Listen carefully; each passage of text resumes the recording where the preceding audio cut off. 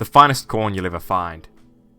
If you ever happen to pass through the small town of Glasswood, New Jersey, do yourself a favour and stop by the local farmer's market and pick up an armful of corn.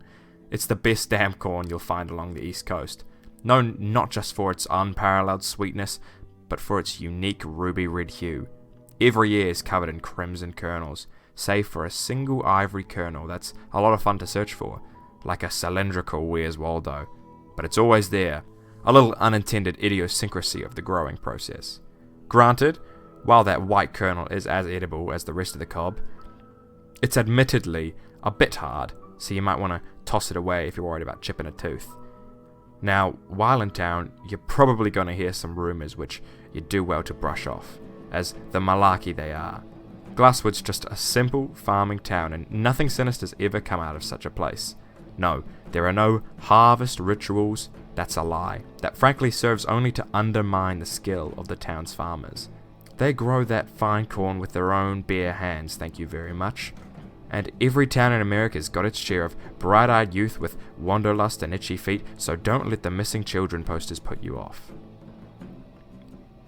If there is any oddity about the town, it's that the veggies are so packed with nutrients that kids grow up a bit quicker than most. So sure, a few parents might make a big fuss over a son losing his first tooth, which happens quite often. It's something of a celebration, a coming-of-age ceremony, one might say, and it's plain silly to see any harm in that.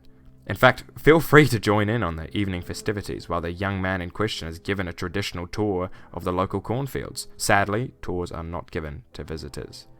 And remember to ignore the occasional crazy old coot with their cardboard signs and nonsensical yarns.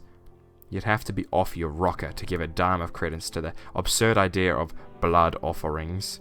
Townsfolk have filed multiple complaints against the nuts, but sometimes it can't be helped, and one or two residents just go a little loony every now and then. But every town has its local bad seeds, right? It's just unfortunate that a place like Glasswood, filled with hard workers and the most pleasant folks you'll ever meet, is plagued with such toxic balderdash. So it's best to put it all out of your mind should you find yourself in that little town bordering the Pine Barrens. And friend, I cannot stress this enough. When you're there, don't forget to show Glasswood's hard-working farmers a little appreciation by buying yourself a basket of their ripe red corn. Lord knows they sacrifice so much to make it.